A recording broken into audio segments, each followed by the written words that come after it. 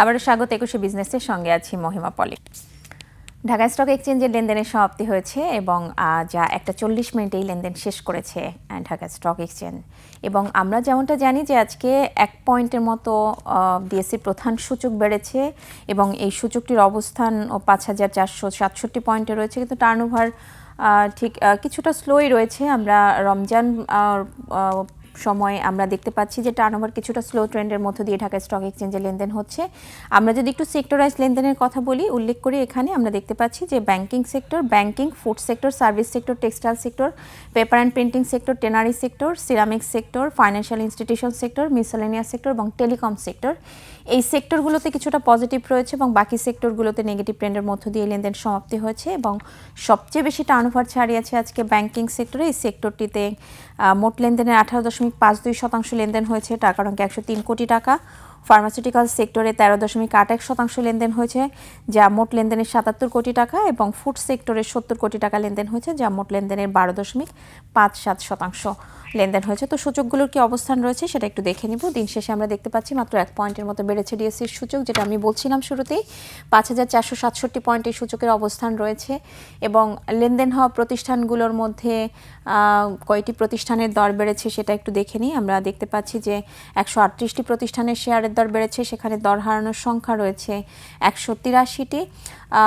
এখানে একটু একটা বিষয় আমি উল্লেখ করি যে এখানে কিছু টেকনিক্যাল কারণে হয়তো ভুল শো করছে।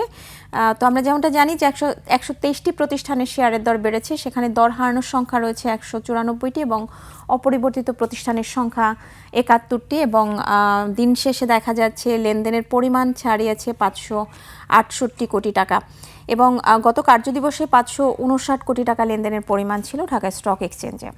তো দর্শক, পুঁজিবাজার নিয়ে আরও বিস্তারিত জানতে এখন আমরা কথা বলবো ঢাকা স্টক এক্সচেঞ্জের পরিচালক মোহাম্মদ সাজিদুল ইসলামের সঙ্গে। আপনাকে স্বাগত আমাদের আজকের অনুষ্ঠানে। আপনাকে অশেষ ধন্যবাদ আমাকে আমন্ত্রণ জানানোর জন্য। জি, বাজারের কি অবস্থা দেখছেন? শুরুটা করবো এভাবেই। ধন্যবাদ আপনাকে। আসলে বাজারের গতি প্রকৃতি বা চিত্র আমরা অনেকদিন থেকে আশা করছিলাম যে আমাদের হয়তো রাজনৈতিক একটি সরকার আসলে আমাদের ভিতরে যে আশঙ্কা ছিল বা আশঙ্কার জায়গাটা ছিল এটি হয়তো দূরীভূত হবে, হয়ে বাজারটা আমরা হয়তো একটু খুব বেশি না হোক অন্তত পক্ষে লেনদেনের দিক দিয়ে একটু ভালো, বা আমরা মানে যেভাবে আমরা দর হারাচ্ছিলাম প্রত্যেকদিন শেয়ারগুলোর, অন্তত একটি বন্ধ হয়ে বাজারটি একটি স্বাভাবিক অবস্থায় আসবে হয়তোবা। খুব বেশি এই মুহূর্তে আমরা আশা করছি না, কারণ নতুন সরকার এখনো তার মানে কার্যক্রম বা পদক্ষেপ সম্পর্কে আমরা কিছু জানি না। বাংলাদেশ ব্যাংক বা এনবিআর বা অন্যান্য যারা সংস্থাগুলো আছে, আমাদের নিয়ন্ত্রক সংস্থা যারা আছেন, তাদের কার্যক্রম পদক্ষেপই তো আসলে বাজারকে প্রভাবিত করে। এখন পর্যন্ত যেহেতু খুব অল্প সময়, মাত্র 3-4 দিন হলো, এখনো বলার মতো কোনো রিমার্কেবল আমরা কোনো পাইনি আর কি, মানে মেসেজ বাজার কিন্তু থেকে পাইনি। নির্বাচনের পরে বরঞ্চ আমরা যদি একটু বরঞ্চ বাজারের কিছুটা শঙ্কাই বাজারে তৈরি হয়েছে। বাজার নির্বাচনের পরে একদিন মাত্র 200 পয়েন্ট বেড়েছিল, তারপরে বাজার দর হারাচ্ছে আবার। আজকেও সেই বিয়ারিশ মার্কেট দিয়েই মার্কেট শেষ হলো, যেখানে 200-400 মতো কোম্পানি লুজার, বা 130টা 132টা কোম্পানি আপনার দর বৃদ্ধি পেয়েছে, যেটি আমরা আসলে মানে আমাদের সেই হতাশার জায়গা থেকে আমরা বের হতে পারিনি। জি, আপনি যেটা বলছিলেন যে নির্বাচনের পরে আসলে বাজারের অবস্থা একদিন ভালো ছিল এবং আমরা যদি একটু টার্নওভার বলি, সেখানে টার্নওভার কিন্তু বেশ কয়েকদিন ভালোই ছিল নির্বাচন পরবর্তী সময়। এবং রমজান শুরু হওয়ার পরে সেটা হচ্ছে কিছুটা কমে আসছে এবং অনেকেই বলছেন এই বাজারের সাথে সংশ্লিষ্ট যারা আছে, এটা আসলে রমজানে হয়তো টার্নওভার কিছুটা কম থাকে, সেই অনুযায়ী হয়তো একটু লেনদেন হচ্ছে। আপনারও কি তাই মত?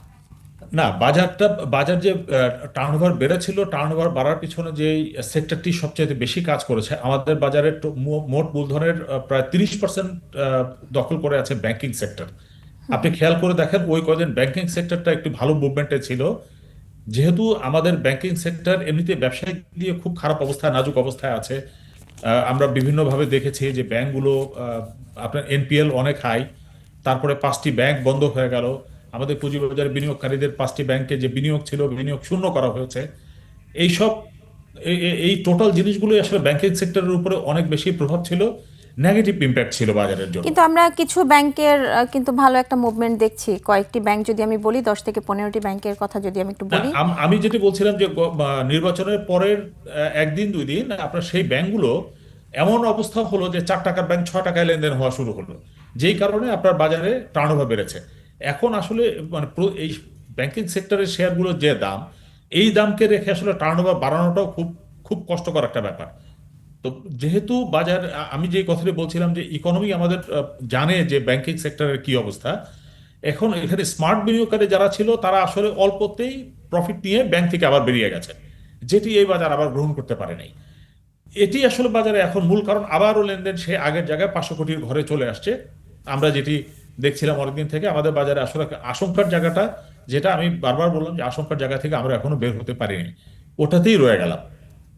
জি, আরেকটা ভিন্ন বিষয় নিয়ে কথা বলবো যে গত 15 মাস অর্থাৎ 5 আগস্টের পরে আমাদের বর্তমান ফাইন্যান্স মিনিস্টার যিনি আমির খসরু মাহমুদ চৌধুরী, ওনার সাথে পুঁজিবাজার কর্তৃপক্ষের সাথে বিভিন্ন সময় বিভিন্ন ধরনের আলোচনা হয়েছে পুঁজিবাজারের এই সময়টা উত্তরণের জন্য।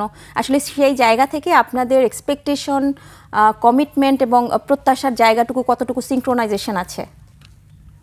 ধন্যবাদ আপনাকে। আসলে আপনি জানেন যে গত 15 মাসে আমাদের মাননীয় অর্থমন্ত্রী আমাদের সাথে 5-6টি প্রোগ্রামে অংশগ্রহণ করেছেন, এবং মানে শুরুটাই উনি করেছেন। উনি প্রথম দিন আমাদেরকে যে বক্তব্য দিয়েছেন সেই বক্তব্যে তার প্রথম কথাটি যেটি ছিল যে বিএনপি যদি গভর্নমেন্ট ফর্ম করতে পারে আমরা পুঁজিবাজারকে ওন করব।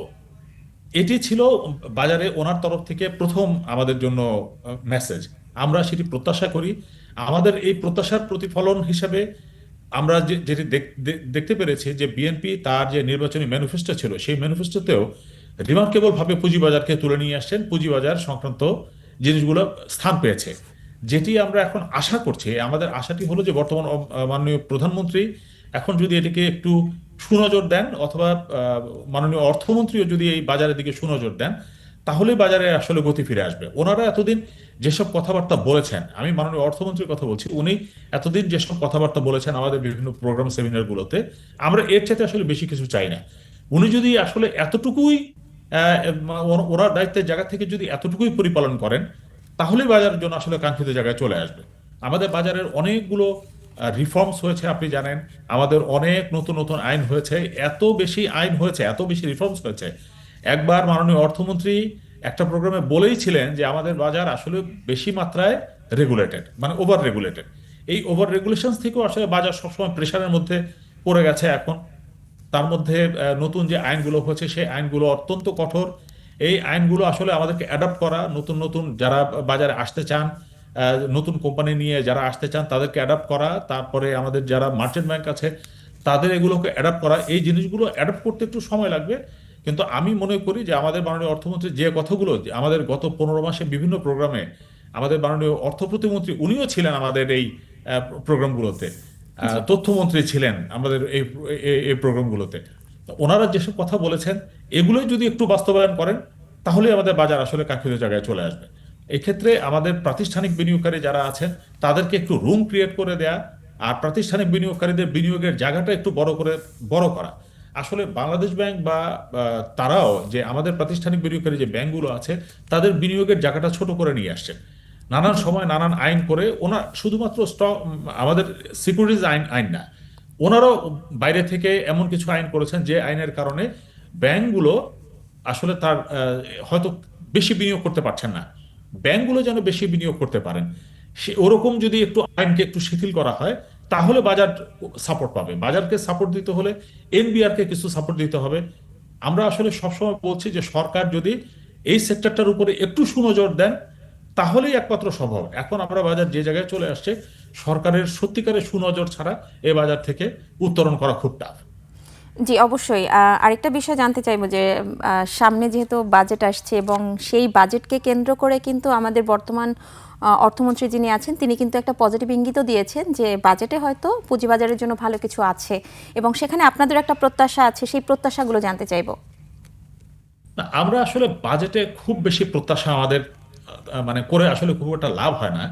কারণ হলো যে আমরা গত 20 বছর 25 বছর ধরে বাজেটের জন্য তো অনেকবার চাইলাম, আমরা আসলে খুব বেশি পাই না। এখন আমরা বাজেটে এবারে আমাদের বাজেটে হয়তো আমাদের এখান থেকে কিছু প্রপোজাল যাবে। সেই প্রপোজালের ভিতরে একটা প্রপোজাল আমরা বারবার বলছি যে ক্যাপিটাল গেইন ট্যাক্স, যেটি 50 লক্ষ টাকার উপরে ক্যাপিটাল গেইন করলে ওখানে ট্যাক্স দিতে হবে।